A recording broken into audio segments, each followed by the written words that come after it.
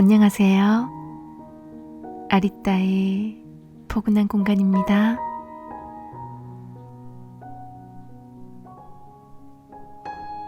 어느덧 또다시 겨울입니다.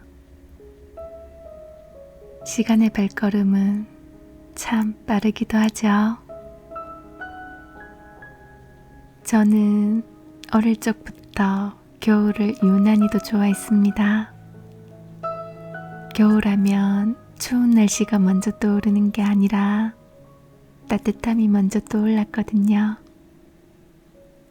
어릴 적 할머니 댁에 군불 떼던 방, 장판이 닿을 정도로 따뜻했던 그 아랫목에 식구들 모두가 옹기종기 모여서 얘기를 나누던 모습, 따뜻한 방에 이불 덮고 누워 귤을 까먹으면서 만화책을 보던 순간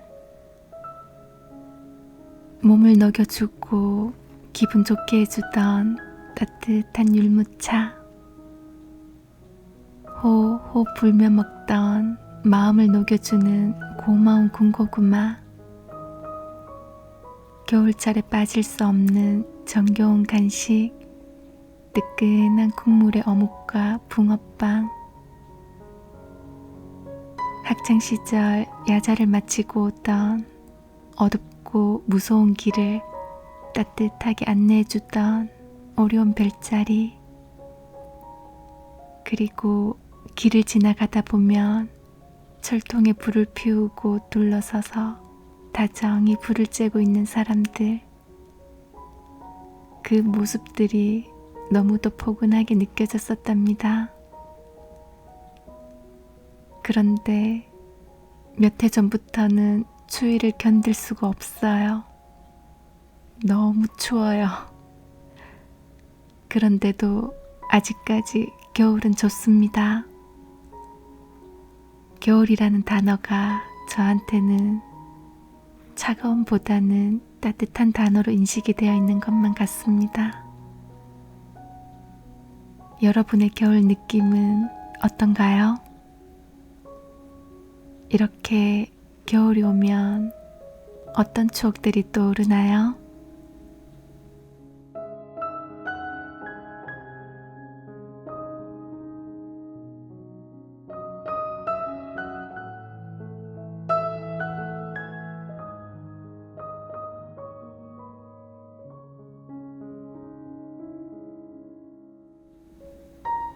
마음과 몸은 연결이 되어 있어서 마음이 힘들면 몸도 힘이 들고, 몸이 힘들면 마음 또한 힘들어집니다.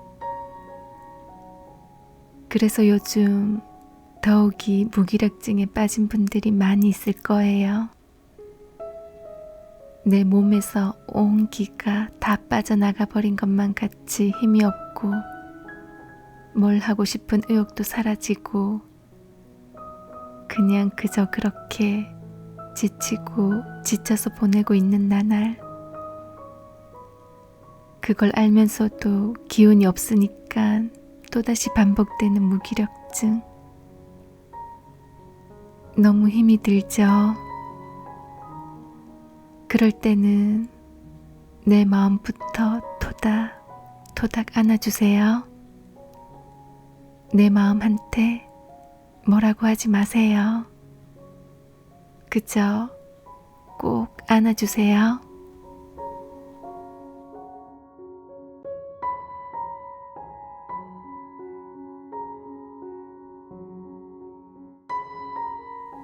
나부터 나와 잘 지내봅시다. 나를 사랑하는 일은 내 마음을 이해하는 데서 시작됩니다. 내 마음의 상태가 어떤지, 나랑 지내는데 불편하진 않은지, 무엇을 할 때 좋아하는지에 이해가 필요합니다. 상대방에 대해 알기 위해 시간을 투자해야 하듯 마음도 마찬가지입니다.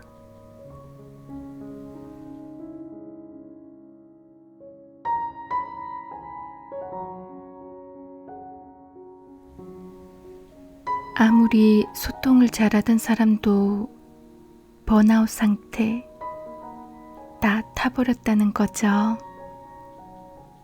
그렇게 마음이 푹 꺼져버리면 공감 에너지가 떨어지기 마련입니다. 마음이 지쳐 있는데 남의 얘기가 잘 들리지는 않겠죠. 마음이 지쳐버리면, 뇌가 방전이 되면 일단 남의 얘기가 듣기 싫어지고 짜증도 많이 나면서 까칠해지기도 합니다.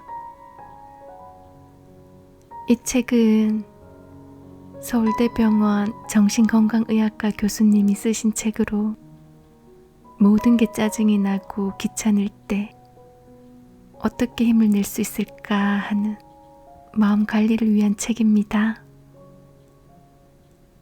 일단 내 마음부터 안아주세요.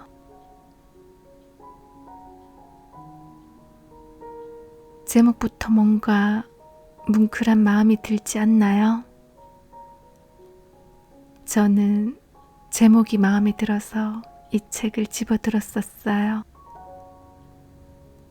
일단 내 마음부터 안아주세요. 일단 내 마음부터 안아주세요. 이 제목이 책 얘기를 다 해주고 있는 것만 같아요. 모두 5장으로 나뉘어져 있는데 저는 1장 몇 부분을 낭독해드리고 전체적인 책 내용을 전해드릴까 합니다. 그럼 오늘도 편안하게 들어주세요. 고맙습니다.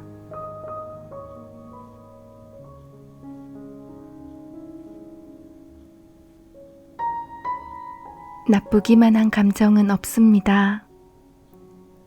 17페이지입니다. 라디오 상담을 하다 보면 부정적인 감정을 해결할 수 없어 괴롭다는 고민 사연을 자주 접하게 된다. 얼마 전에는 공무원 시험 중이라는 한 20대 여성이 시험에 떨어지고 난 후 막판에 최선을 다하지 않았던 자신이 쓰레기처럼 느껴지고 지난 시간 모두 회의적으로 보인다며 괴로움을 토로했다.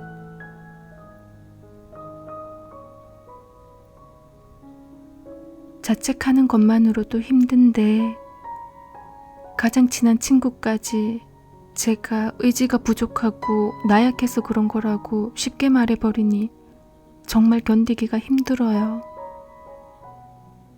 단단한 마음을 갖고 싶지만 여전히 가까운 사람의 평가에 일희일비하게 됩니다. 독립적이지 못해서 그런 걸까요? 오늘은 벚꽃이 눈처럼 예쁘게 떨어져 있기에 찍어서 올렸다.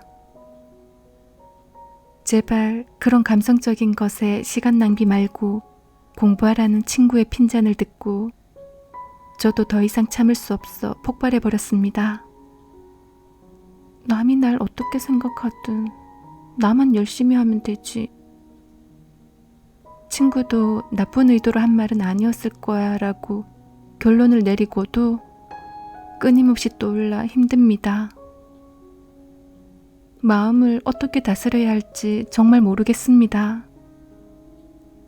부정적인 감정에 마음 쓰거나 상처받지 않고 단단해지는 방법을 알고 싶습니다. 어떻게 하면 좋을까요?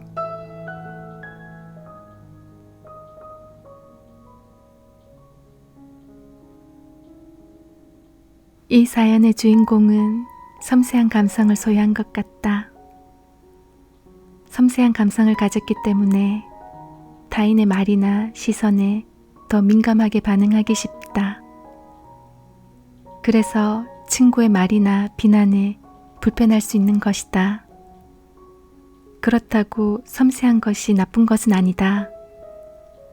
섬세한 감성의 반대말이라 하면 무딘 감성이라고 할 수 있을 텐데 무딘 감성이 섬세한 감성보다 더 좋은 걸까? 사연의 주인공이 섬세한 감성을 가지지 않았다면 눈처럼 예쁘게 떨어진 벚꽃이 보이지 않았을 것이다. 섬세한 감성을 가졌다는 것은 무딘 감성을 가진 사람보다 봄의 아름다움을 즐길 수 있는 능력을 더 많이 가지고 있음을 뜻한다. 섬세한 감성을 가진 사람들은 제발 무뎌지고 싶다고 이야기하지만 그 섬세한 감성 덕분에 성공과 성취에 이르는 경우도 많다. 주변의 변화나 타인의 마음을 더 잘 느끼고 읽을 수 있고 예술적이고 창조적인 능력을 가진 경우도 많기 때문이다. 이렇듯 섬세한 감성을 가졌다는 것은 조금 불편한 장점이 될 수도 있는 것이다. 조금 불편한 장점이 될 수도 있는 것이다.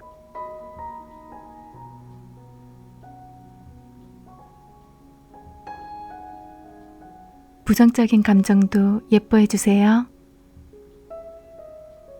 단단한 마음을 갖는 연습의 시작은 부정적인 감정에 휩싸이는 자신이 못났고 나쁘다며 탓하기를 멈추는 것이다. 스스로를 비난하는 것은 단단한 마음을 만드는 방향과 반대되는 행동이다. 사람의 성격적 특징은 잘 변하지 않는다. 그래서 내 성격이 불편하다고 다른 성격으로 바꾸기 위해 마인드 컨트롤을 강하게 하다 보면 오히려 여러 부작용이 나타난다. 노력은 하는데 잘 변하지 않으니 자신이 한심하게 느껴지고 자존감이 떨어질 수 있다. 또 마인드 컨트롤 하는데 과도하게 에너지를 쓴 나머지 내가 지칠 수 있다. 내가 지치면 공부나 일의 효율이 떨어지고 대인관계에 있어서 더 예민해지고 소통도 거칠어진다. 이를 교정하기 위해 다시 마인드 컨트롤을 더욱 강하게 해야 하는 악순환이 일어나는 것이다. 만약 지금 성격 자체를 바꾸겠다는 노력을 하고 있다면 잠시 멈추고 무엇을 바꿀지 목표 설정을 다시 할 필요가 있다. 앞 사연의 주인공은 강하고 단단한 마음을 갖고 싶다고 했는데 강하고 단단한 마음이 무엇인가에 대해 우선 생각해 보아야 한다. 앞서 이야기한 것처럼 섬세한 마음의 반대말은 강하고 단단한 마음이 아니라 무딘 마음이다. 섬세한 마음이 무딘 마음보다 나쁜 것도 아니고 또 노력한다고 타고난 섬세한 마음이 무딘 마음으로 바뀔 수 있는 것도 아니다. 섬세한 마음이 강해진다는 것은 외부에서 자극이 들어왔을 때 일어나는 감정 반응 자체를 줄이는 것이 아니라 하려 하기에 때론 나를 불편하게 하는 내 감성 반응을 여유롭게 즐기는 능력을 키우는 것이라 생각한다. 그러기 위해서는 내 감성을 비난하거나 억누르지 말고 있는 그대로 예뻐해주는 훈련을 할 필요가 있다.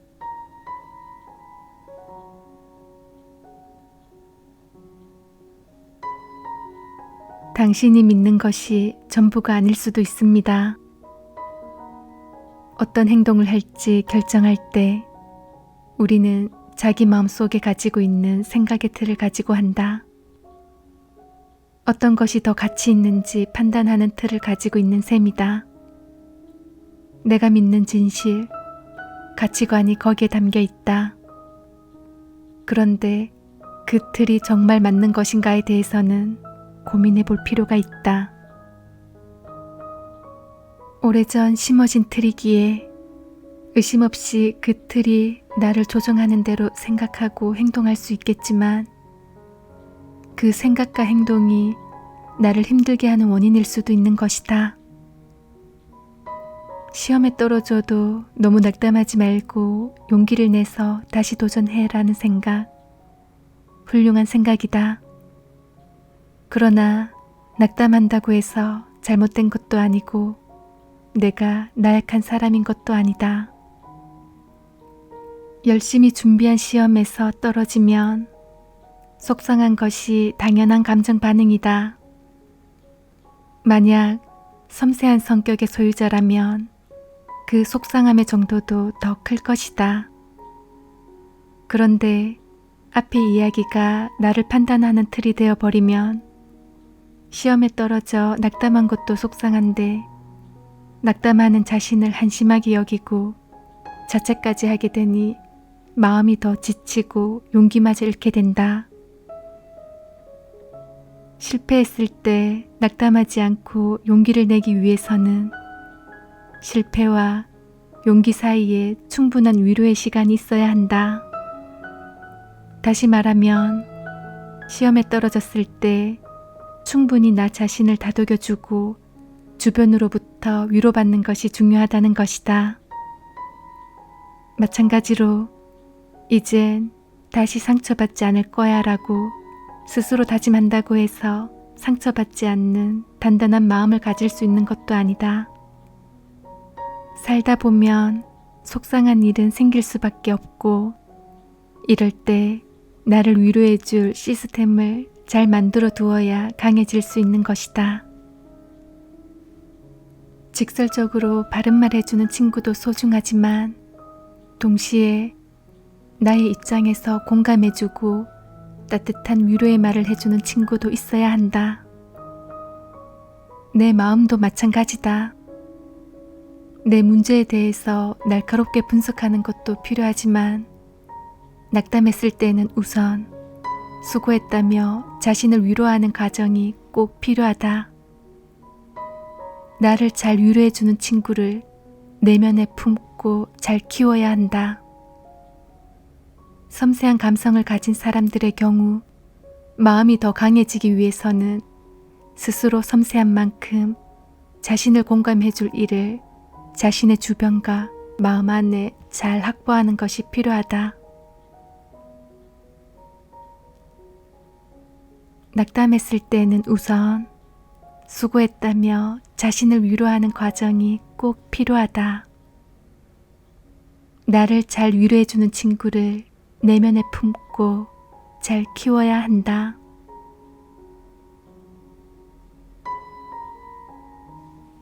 (37페이지입니다) 못하는 것보다 잘하는 것에 집중하기.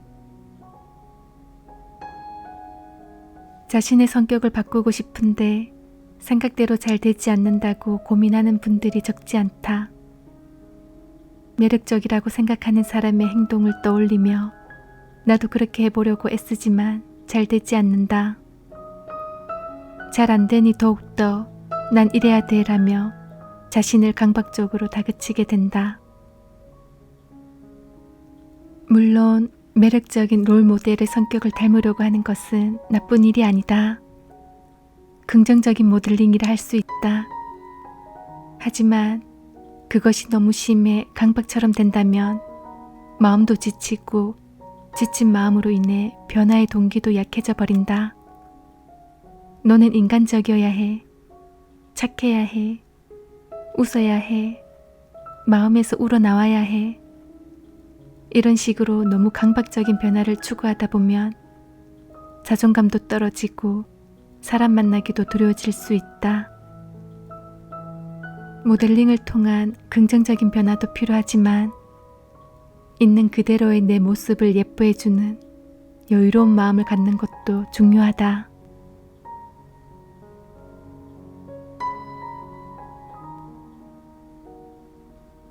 성격은 일정하게 지속되는 패턴이다. 우선 성격이란 무엇일까? 성격은 나에게 주어지는 여러 자극들에 일정하게 반응하는 패턴을 말한다. 여기서 자극은 다른 사람이 나에게 주는 자극일 수도 있고 내 마음 안에서 흘러나오는 자극일 수도 있다. 언어적 자극일 수도 있고 시각적 자극일 수도 있다. 이러한 자극에 반응해서 내 감성, 생각, 행동 등이 표현되는데 사람마다 다 고유의 표현 패턴을 갖는다. 이를 성격이라 한다. 그런데 성격의 한 특징이 되기 위해서는 그 반응이 일시적인 것이 아니라 일정하게 지속되어야 한다. 거꾸로 이야기하면 성격은 잘 바뀌지 않는다는 이야기다. 내성적인 성향이 불편해 억지로 외향적인 성격으로 바꾸려고 노력한다고 쉽게 바뀌지 않는다. 반대로 나서기 좋아하고 말하기 좋아하는 사람이 침묵을 지키는 무뚝뚝한 사람이 되겠다고 마음먹은들 그 성향 자체가 바뀌기는 어렵다.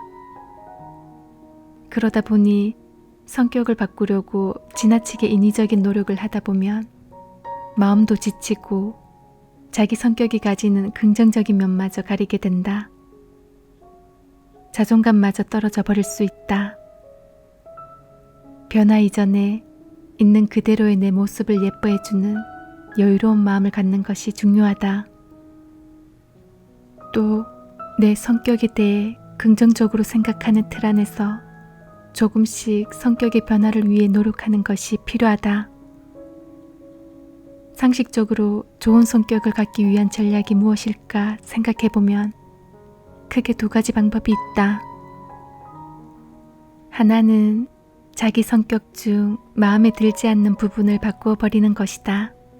즉, 문제를 파악하고 해결하는 전략이다.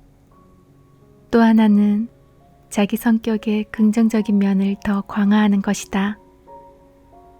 문제보단 장점을 파악하고 극대화하여 단점을 약화시키는 전략이라 볼 수 있다. 전자를 결함 중심 접근 전략, 후자를 강점 중심 접근 전략이라 하는데 자신이 어떤 방법을 삶에서 주로 활용하고 있는지 한번 살펴보면 대체로 결함 중심 접근에 익숙한 것을 느끼게 될 것이다.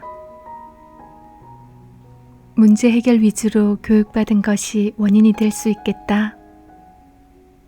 앞에 두 방법은 각기 장단점이 있지만 성격에 긍정적인 변화를 주기 위해서는 결함을 해결하는 것보단 강점을 강화하는 것이 효율적이다. 즉, 마음에 들지 않는 특징을 없애는 것보다 마음에 드는 특징을 강화시키는 것이 더 효과적이라는 것이다.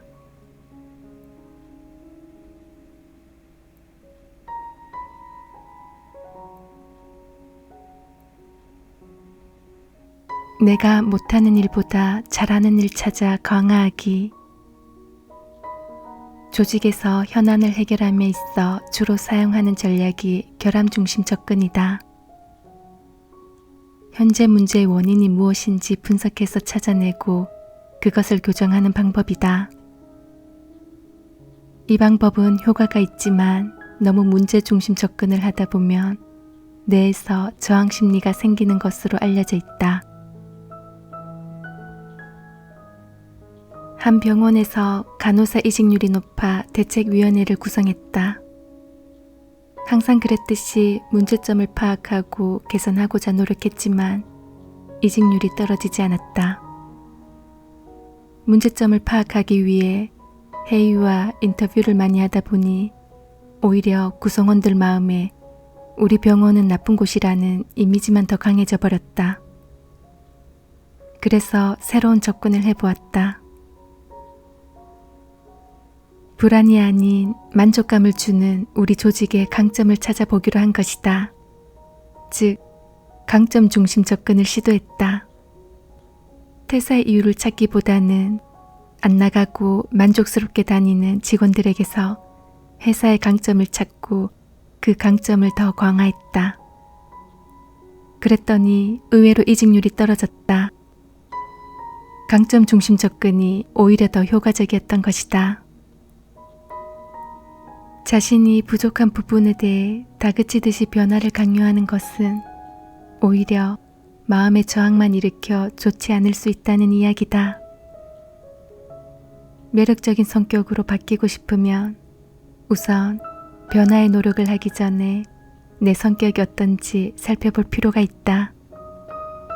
특히 긍정적인 부분에 대해서 말이다. 긍정적인 부분이 없다고 이야기할 수도 있겠지만 그럴 순 없다. 반사회적 성격이 아닌 다음에야 모든 성격엔 장단점이 있기 때문이다. 사람 한 명 사귀지 못할 것 같은 내성적인 성격의 소유자가 사업에 크게 성공한 경우를 적지 않게 보게 된다. 대인관계를 잘 맺는 활달한 성격이 성공에 유리하다는 상식과는 잘 맞지 않는다. 그러나 말수가 적고 수줍음을 타는 내성적인 모습이 오히려 다른 사람의 신뢰를 얻어 사업적으로 성공할 수도 있는 것이다. 다른 예로 까칠한 성격을 가진 사람이 의외로 진짜 친구가 많은 경우를 보게 된다. 남의 비유를 맞추기보다 자기 의견을 솔직하게 말하는 성격이다 보니 애매한 친구는 빨리 떨어져 나가 회사의 친구 수는 적어도 속마음까지 통하는 친구는 더 많을 수 있는 것이다. 반대로 남에게 잘 맞추는 성격을 가진 사람이 정말 친구가 있는지 모르겠다고 외로움을 호소하는 경우도 보게 된다. 내 성격의 특징을 이해한 후 억지로 먼저 단점을 고치려 하지 말고 우선 내가 가진 장점을 강화시켜 나가다 보면 2차적으로 단점까지 좋아지는 것을 경험하게 될 것이다. 내성적인 사람이 억지로 활달한 모습을 연기하다 보면 쉽게 지치고 누가 나를 좋아해도 진짜 내 모습이 아니어서 마음이 공허하게 된다. 그러나 용기를 내어 내 모습 그대로를 보여주었는데 상대가 긍정적인 반응을 보이면 대인관계에 자신감이 붙으면서 조금씩 사교적인 모습도 가질 수 있다. 생긴 대로 잘 살아봅시다.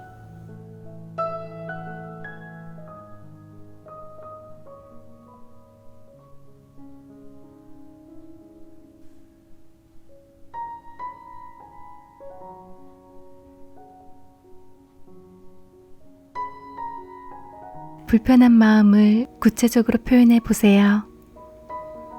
화낼 가치가 있다면 구체적으로 표현하세요. 분노라는 감정을 조절하는 것은 그리 쉬운 일이 아니다. 그러나 분노를 참고 마음 안에 쌓아두기만 하면 묵은 김치처럼 더 시큼하게 발효돼 버리기에 그때그때 해결하려는 노력이 필요하다. 거창한 철학적 대안은 아니고 일상에서 써볼 만한 소박한 분노 대처법을 소개해 본다.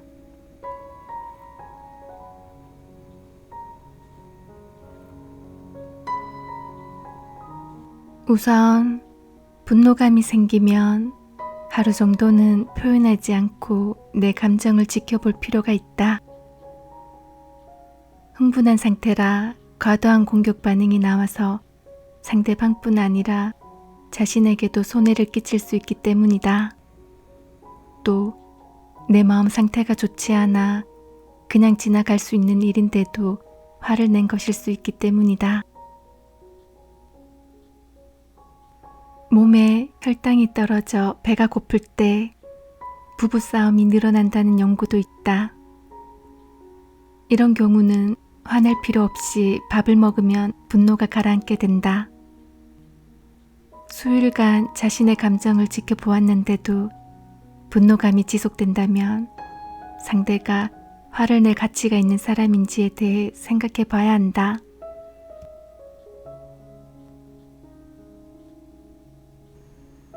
누군가에게 분노를 표현하는 것은 내 마음도 다치게 하는 일이다. 그럴 가치가 없는 상대라면 그냥 멀리하거나 상대방에 대한 긍정적인 마음을 거두는 것으로 분노를 표현하는 것이 좋다. 분노 반응은 내가 아픈 만큼 상대방의 마음을 불편하게 하려는 공격인데 오히려 분노를 표출해 상대의 마음을 편하게 만들 수도 있다. 화를 낸다는 것은 어찌되었건 성숙한 행동은 아니기에 착한 척 하더니 너 그럴 줄 알았어 하는 식으로 상대방이 자신의 잘못을 합리화할 수 있기 때문이다.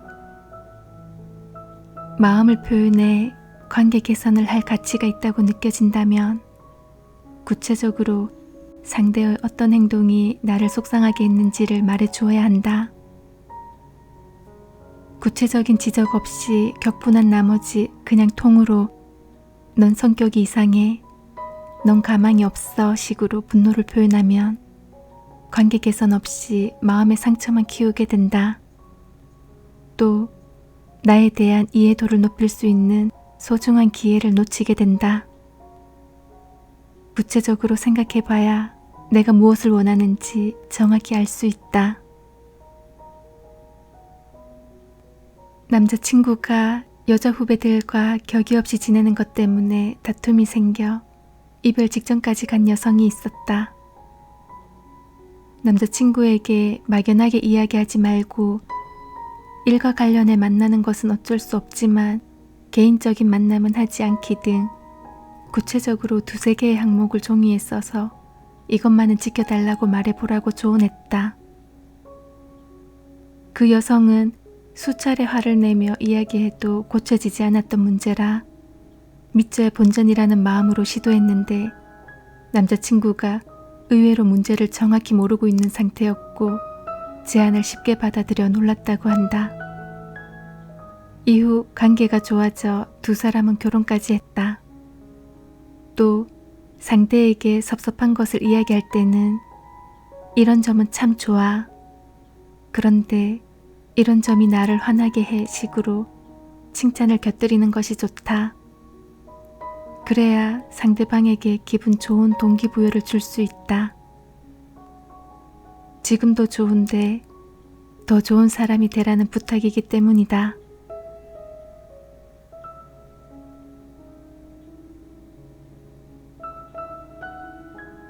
사람을 혐오하는 마음은 공감 능력이 떨어져 세상을 따뜻하게 볼 수 없기 때문에 생긴다. 하지만 여기에 부정적인 면만 있는 것은 아니다. 세상을 새롭게 이해하는 철학의 탄생은 기존의 가치에 대한 혐오감에서 시작된다.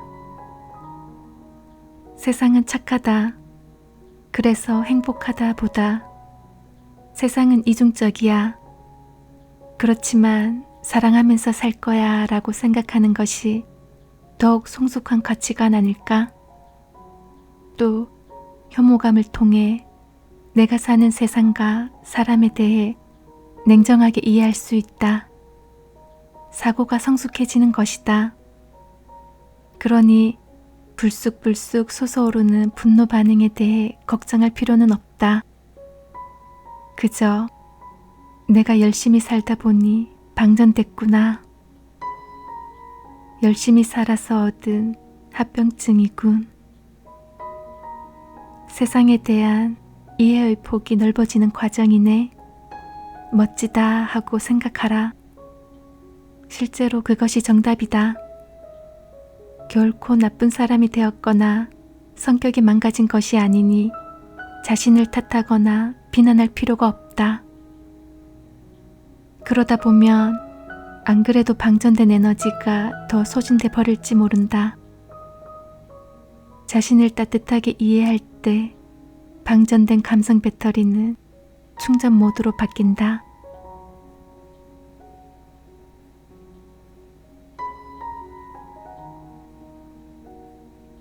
부록편 정신과 의사 사용 설명서 243페이지입니다. 자신의 상황에 맞는 치료를 받는 것이 중요합니다. 트라우마 생겼어란 말이 일상적으로 사용될 정도로 트라우마라는 단어가 익숙하게 쓰이고 있다. 과거의 심각한 트라우마는 현재와 미래에 부정적인 영향을 미칠 수 있다. 외상 후 스트레스성 장애가 예다. 그러나 자신의 트라우마를 꺼내어 반복적으로 이야기해야만 한다고 생각하는 것은 옳지 않다. 부정적인 이야기를 자꾸 하다 보면 그 스토리에 없었던 살이 붙고 과거의 행복한 기억이 더 많았음에도 점점 부정적인 기억이 내 기억 자체를 덮어버려 과거 전체를 부정적으로 인식하게 될 수 있다. 심리치료에 있어서도 목표가 명확해야 하고 자신의 상황에 맞는 맞춤형 심리치료를 받는 것이 중요하다.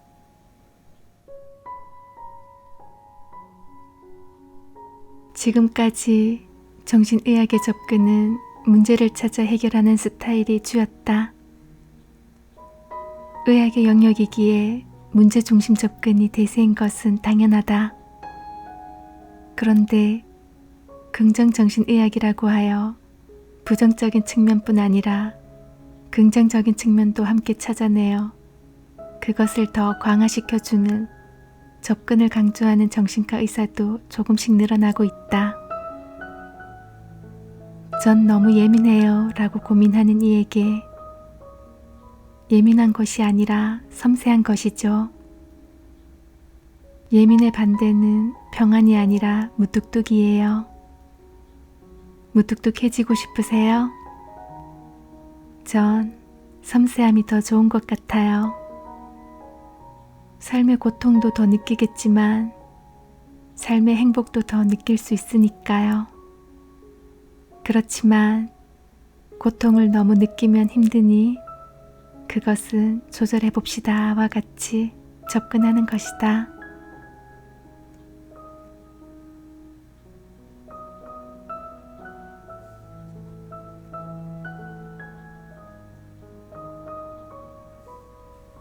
이 책의 전반적인 내용은 이렇습니다. 스마트폰이 방전되었다고 해서 고장이 난 것이 아닌 것처럼 번아웃도 병은 아닙니다. 그저 열심히 살아왔다는 증거입니다. 번아웃이 오면 에너지가 떨어지고 일상의 만족감도 떨어지고 무엇보다도 공감 에너지가 떨어지게 됩니다. 평소에 따뜻한 마음으로 공감을 잘하던 사람도 나도 모르게 까칠해지기도 하면서 과격한 에너지가 나오는 거죠. 그렇게 통제가 잘 안 되기도 합니다. 마음. 이 책에서는 마음이 주인공입니다. 마음 조정과 마음 충전. 마음 조정은 내가 일어나고 싶을 때 일어나고 자고 싶을 때 자고 먹고 싶을 때 먹고 일하고 싶을 때 일하고 모두가 자기 스스로는 전문가로서 꾸준히 배워도 가고 적응도 해가면서 잘 살아가고 있습니다. 그런데 이렇게 마음 조정만 하면 마음이 지치게 되어 있습니다.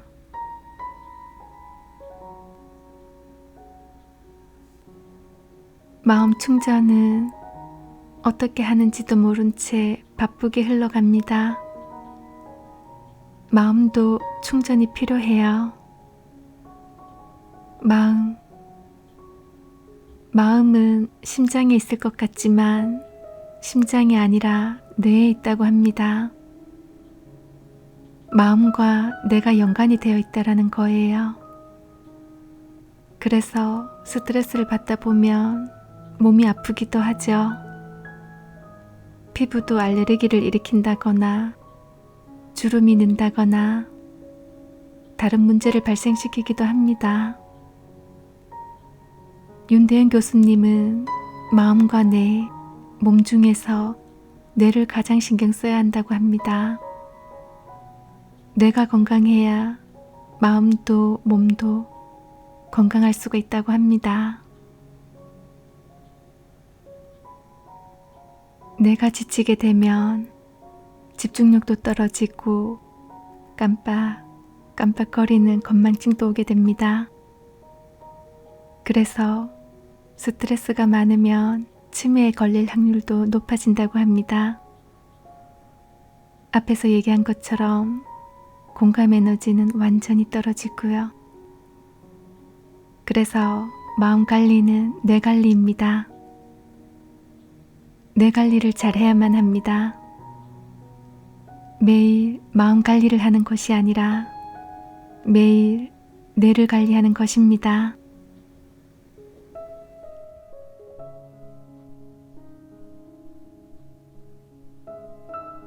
운동을 하면 건강해지죠. 이 사실은 다들 알고는 있지만 막상 운동을 꾸준하게 하기란 쉽지가 않습니다. 운동을 꾸준하게 하는 사람은 정말 대단한 것 같아요. 뇌에서 운동하자라고 지시를 해도 마음이 아니야, 그냥 오늘은 쉴래라고 거부를 하면 행동화하기 어렵습니다. 스트레스 관리도 스트레스 안 받을 거야 라고 해도 막상 스트레스를 안 받기란 쉽지가 않습니다. 그러면 어떻게 마음 관리를 하면 좋을까요? 윤대현 교수님은 마음을 뇌에서 꺼내 따로 친구라고 생각하라고 합니다. 내 인생의 소중한 친구, 마음이. 내 친구, 마음이.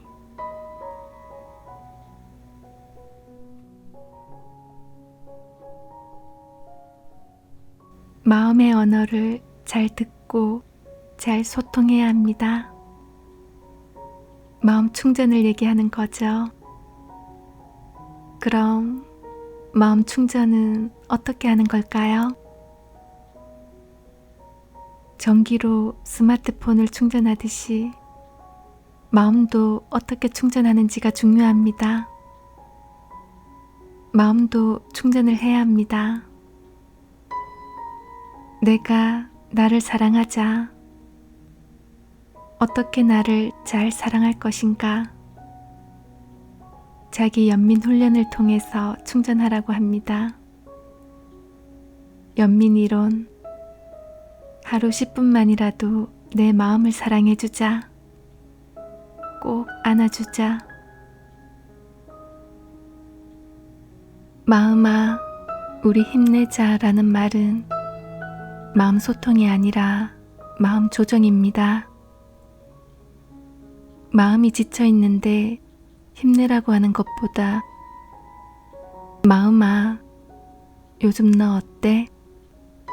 괜찮아? 내가 너한테 실수한 건 없어? 마음아, 넌 뭐를 좋아하니? 내가 뭘 해줄까? 뭘 하면 기쁠 것 같아? 이렇게 마음과 소통 대화를 해보세요.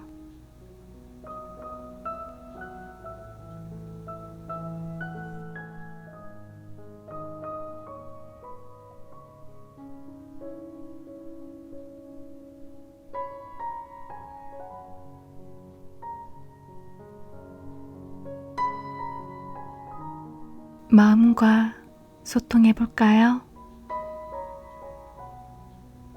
마음아, 지금 많이 지쳐 있구나. 그래도 여기까지 잘해왔어. 그러니까 일단 쉬고 싶을 때는 마음껏 쉬어도 괜찮아. 내려놓고 싶을 때는 마음껏 내려놓아도 괜찮아. 그리고 나서 너가 뭐가 좋은지를 생각해봐. 뭘 하면 다시금 기운을 낼 수 있는지, 뭘 하면 다시금 기운을 찾을 수 있는지를 떠올려 보는 거야. 분명 너는 떠올릴 수 있을 거야. 너는 아니까 너의 마음을, 너가 좋아하는 것들을 말야.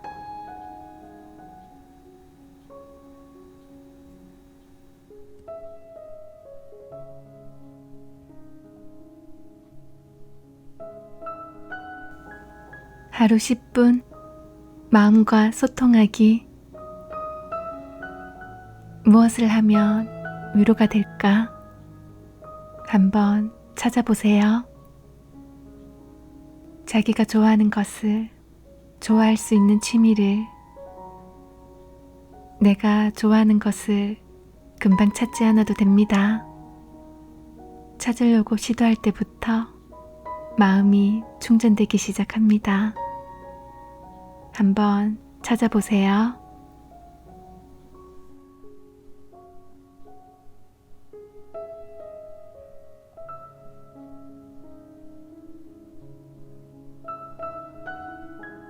저는 무기력할 때 제 자신에게 가장 먼저는 이렇게 말합니다. 일단 난 바로 할 수 있는 일, 공기 좋은 숲으로 산책을 가고 싶어. 가자. 공기 좋은 곳으로.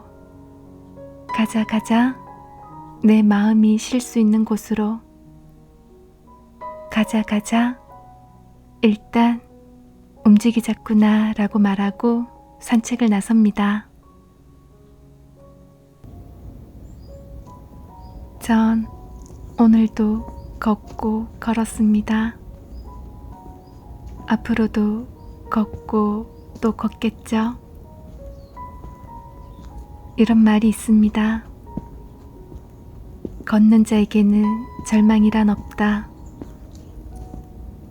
걷는 자에게는 절망이란 없다.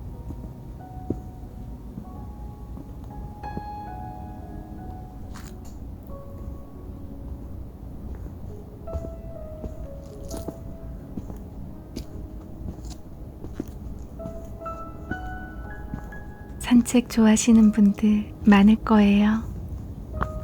저도 산책을 무척이나 좋아합니다. 산책을 통해서 마음을 달래고는 하죠. 걷는 것 자체가 힐링이 될 때가 있거든요. 머리도 맑아지고 마음을 풍성하게 해줘서 좋습니다. 우리 마음도 어떤 에너지원과 연결을 해야 충전이 되는데, 우리 마음이 좋아하는 에너지원으로는 첫 번째가 사람입니다. 내 마음을 더 놓을 수 있는 사람이 있느냐 없느냐죠. 그런데 어려운 측면도 있습니다. 그래서 사람이 아닌 마음을 충전할 수 있는 다른 에너지원으로는 두 번째가 자연이라는 겁니다. 하루 10분만이라도 산책을 하자입니다. 산책을 즐겼던 두 철학자가 있었는데요. 덴마크 철학자인 세렌 키즈케고르가 이런 말을 남겼습니다. 무엇보다 걷고자 하는 열망을 잃지 않기를 바란다. 날마다 나은 나 자신을 행복 속으로 바래다 주고 모든 아픔에서 걸어 나온다. 독일의 철학자 니체 또한 이런 말을 했습니다. 앉아서 지내는 삶은 성령을 거스르는 진정한 죄악이다. 걷기를 통해 나오는 생각만이 어떤 가치를 지닌다. 이렇게 두 철학자는 자연과의 교감을 중요시했고 산책을 통해서 마음의 안정을 취했었다라고 합니다. 그만큼 걷기가 중요하다라는 거죠.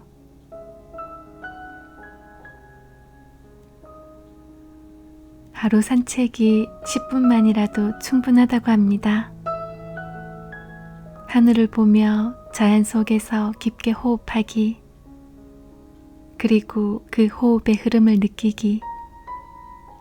그렇게 자연을 접하면서 걸을 때 생각을 내려놓고 자연의 플레음도 맡으며 자연에 집중해 보세요. 그 호흡 속에서 다시금 에너지가 충전될 겁니다. 아무 힘 없이 무기력증에 빠져 있을 때는 일단 몸을 움직여야 해요. 몸과 마음은 연결이 되어 있어서 몸을 움직이면 마음도 움직여집니다.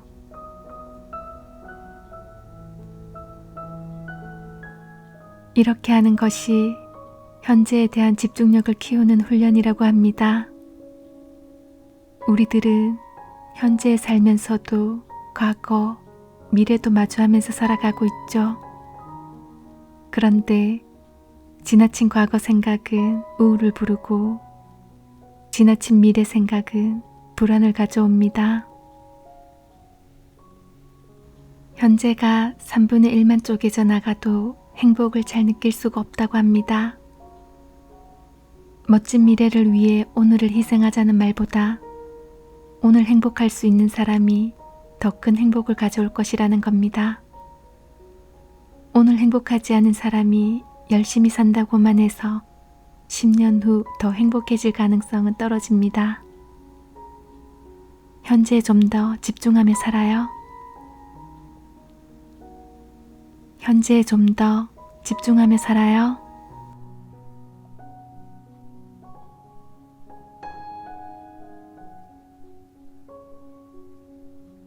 그리고 니체는 이런 말도 했습니다.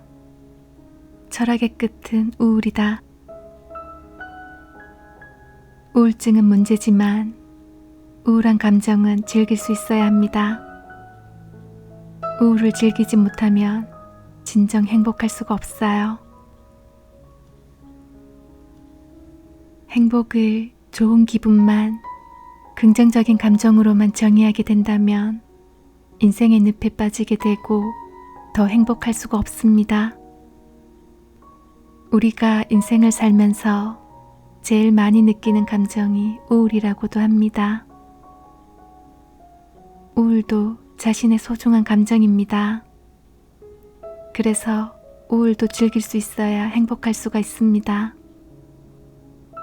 기쁘고 즐거운 영화만 보는 게 아니라 슬픈 영화도 보듯이 우울의 감정도 쉽지는 않겠지만 즐길 수 있는 마음의 힘이 있어야 행복할 수 있습니다. 그래서 슬픈 영화나 슬픈 작품도 주 1회 감상하면 좋다고 합니다.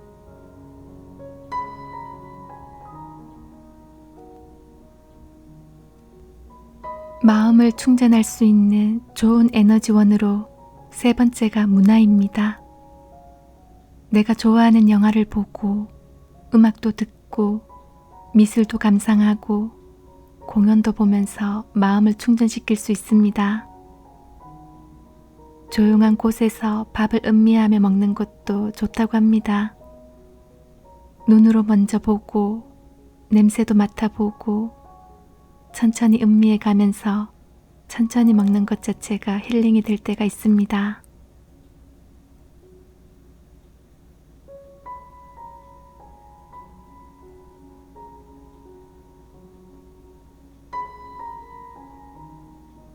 죽음의 수용소에서 저자 빅터 프랭클 박사는 10년간 수용소에 있으면서 의미치료를 만들었습니다. 왜 사는지를 아는 사람은 어떤 상황도 견뎌낼 수 있다. 삶의 목적으로 의미를 찾는다는 겁니다. 의미는 세 가지 방식으로 찾게 되는데 만남으로 얘기합니다. 앞에서 지금까지 얘기한 내용이에요. 사람을 만나고 자연을 만나고 문화를 만나는 것.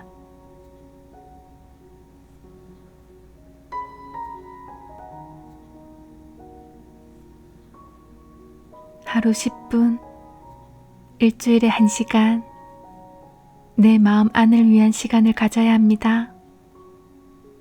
나와 나 사이, 스스로와 사이가 좋아야 합니다. 자신의 마음을 친구로 두고 스스로 묻기도 하고 위로도 하면서 내 마음을 알아가세요.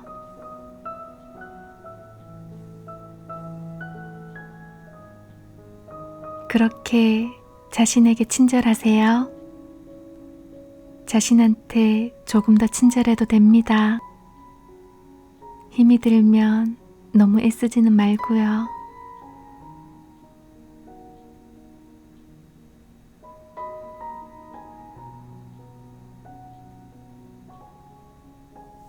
가벼운 산책과 좋아하는 음악을 듣고 좋아하는 취미도 가져보면서 마음을 잘 충전하시기를 바랍니다.